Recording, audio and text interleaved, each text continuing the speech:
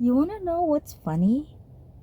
I can make a five-figure financial decision and feel fine.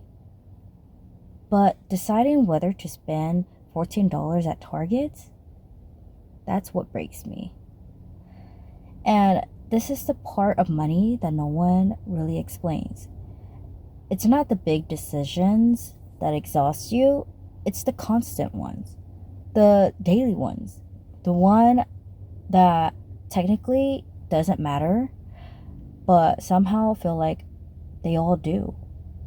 Because when money is tight and structured, every decision feels like a test you didn't study for.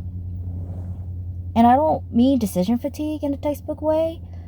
I mean the kind where you stand in an aisle too long, you open the same banking account app 3 times, and you postpone buying something simple because you can't tell if it's worth it. And it's not that I don't know the math, it's that the math never ends.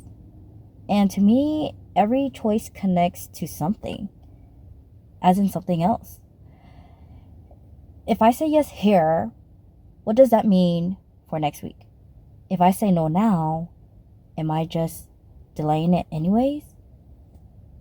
Because big decisions feel heavy, but they're usually contained. You decide once, you grieve it once, and you adjust once. As for small decisions, they don't end.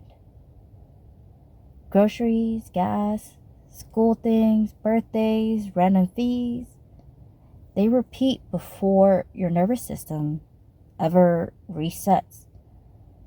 And when you're financially okay but not free, every small choice feels like it's borrowing from something else.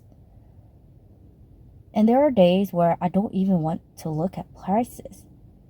Not because I'm avoiding reality, but because I'm tired of constantly negotiating with myself. I'm tired of asking, is this reasonable? Is this necessary? Is this future me's problem? And none of these are big mistakes, but they stack. And I've talked before about how automation actually makes me more nervous and anxious. But this isn't that conversation. That video is about control. And this one is about load. Because even when things are automated, the decisions don't disappear. They just move earlier. So when you're managing yourself, you can opt out. But when you're managing a household, you're deciding for people who don't feel the cost yet.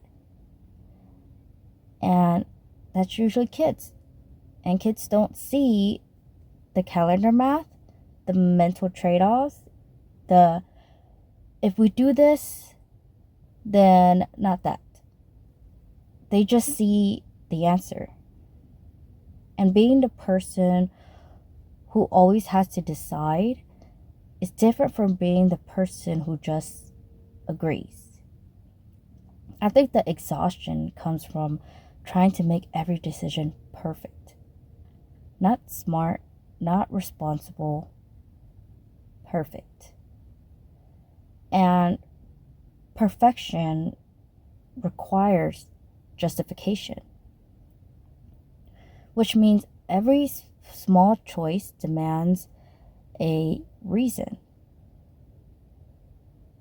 And sometimes the cost isn't the money, it's the explanation you force yourself to have. And I'm curious if this hits you too. Not the big money stress, the small, constant kind, the kind that doesn't look dramatic, but also never really turns off.